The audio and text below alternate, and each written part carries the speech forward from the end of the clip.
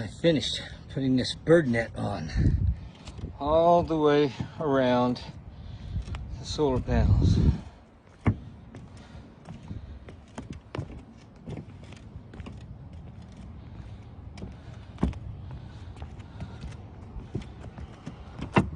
And so anal, I ain't even cutting around to make them a tight fit.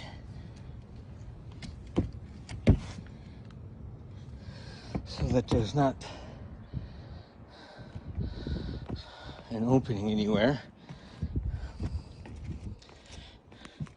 Bent the corners. I don't think birds can fit in that gap. But I got a couple extra ties that I can fix it if I need to.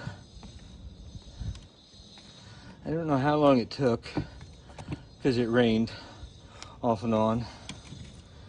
So, main thing is I got it done. I did it all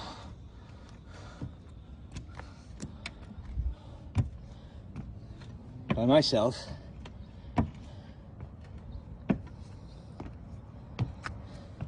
And now I think it looks pretty good. I don't think they can get underneath there.